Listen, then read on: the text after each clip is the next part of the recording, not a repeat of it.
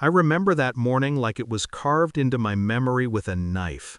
I was sitting in my car outside a Starbucks, halfway through my coffee, scrolling through emails before work. It was just another day, until a woman knocked on my window.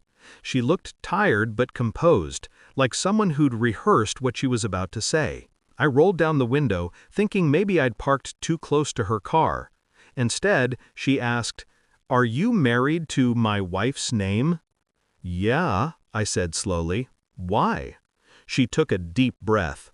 "Because my husband has been sleeping with your wife for at least 6 months, and I have proof." I stared at her, trying to process the words. Before I could even respond, she asked for my phone number. Too stunned to think, I gave it to her.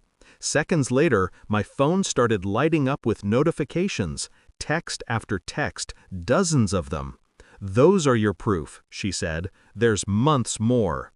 Then she just turned and walked away. I sat there scrolling through message after message, screenshots of conversations between my wife and her husband. Explicit, emotional, casual, cruel. I'd suspected it for months, but seeing the proof was something else entirely. I'd already kicked my wife out a week earlier because of my suspicions. This woman had just handed me the missing piece, the hard evidence I needed for court. My wife and I had been married 7 years. No kids, which, in hindsight, was a blessing. I'm 34, work in a warehouse, long hours, heavy lifting, honest work. She worked retail at a department store, always chasing the next promotion. We had a simple, steady life just outside Atlanta. 2 cars, a decent house, and, until recently, what I thought was a solid marriage.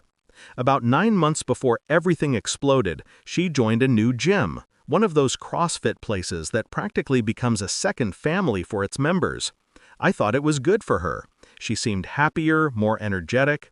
She'd come home talking about workouts, friends, and the trainers. Then she started talking about him.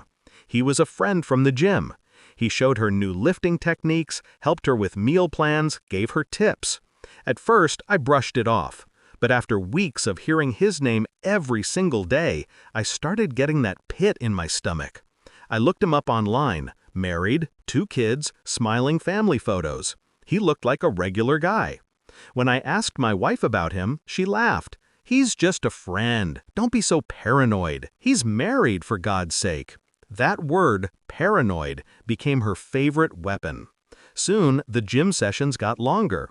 She'd leave before sunrise for a 1-hour class and come home hours later, sweaty and smiling, always with a story about post-workout smoothies or extra cardio. Then her phone became off-limits. Passwords appeared, notifications hidden. She'd smile at her phone and tell me it was just a meme. That's when I knew something was wrong. I started noticing small changes: new perfume, more laundry, showering at the gym instead of home. Our intimacy faded to nothing. She was there, but she wasn't with me anymore.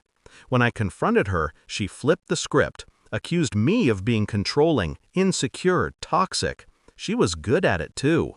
I'd end up apologizing for even asking, but I kept watching. I documented everything: gym schedules, bank statements, receipts, mileage on her car. The timeline didn't add up. Then, on our 7th wedding anniversary, she skipped dinner with me for a special gym event. That was my breaking point. I canceled the reservation and called a divorce lawyer the next morning. The lawyer told me one thing: get proof. Suspicion meant nothing in court. So I got a tracking device and attached it to her car. Legal, since the car was in my name. Within a week, the tracker confirmed what I'd feared. She wasn't going to the gym. She was driving to an apartment complex across town, staying for hours. Later, I learned it was an apartment her gym friend had secretly rented, supposedly for work storage. Right. I documented everything for 3 weeks: screenshots, GPS logs, timestamps, enough to build an airtight case. I wanted to confront her, but my lawyer warned me not to. No confrontations, no outbursts. Just gather proof. Then one night she came home late, almost 10 p.m., hair wet from a shower, guilty written all over her face. I asked where she'd been. She said, late class. I pulled up the schedule. No class that night. She stumbled through excuses, then started crying. I told her I knew about the apartment. She froze. Then came the tears, the apologies, the "it didn't mean anything" speech. I asked her how long it had been going on. She said a few months. I didn't believe her. I told her to pack a bag and leave. That night, she moved out. The next morning, I called my lawyer. A week later came that Starbucks parking lot encounter. The other woman, the wife of the man my wife had been sleeping with, found me. Turns out she'd gone through her husband's phone, found my wife's contact saved under a fake name, and tracked me down through social media. She'd been waiting 3 days at that Starbucks, hoping I'd show up. We ended up sitting together inside for nearly 2 hours, two strangers connected by betrayal. She told me about her kids, about how she'd already filed for divorce. She said she wanted to make sure I had everything I needed to protect myself in court. The messages she sent me were brutal. My wife talking about me like I was nothing, making fun of me, laughing about how the warehouse guy was clueless. They called her the retail mom.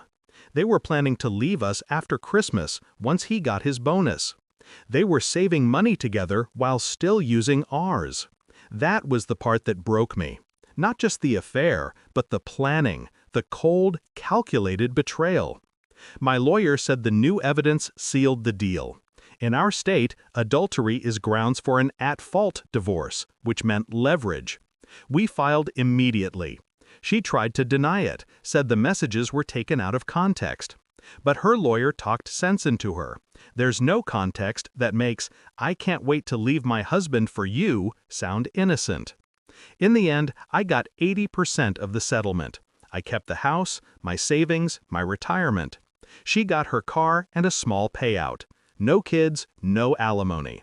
Divorce finalized in 11 months. She tried to reach out afterward. Emails, calls, even showing up once at the house. I ignored all of it. What was left to say? Funny enough, the other betrayed spouse, the man's wife, and I stayed in touch.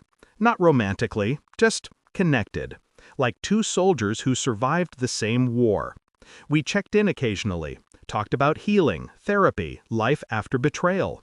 She told me the affair fizzled the moment it was exposed. He lost everything: his marriage, custody, reputation. My ex-wife ended up alone, still working retail, still spinning her story to anyone who'd listen. Most of our friends sided with me. It's been over a year now. I'm finally doing better. Therapy helped. So did time. If there's one thing I learned through all this, it's that when your gut tells you something's wrong, listen to it.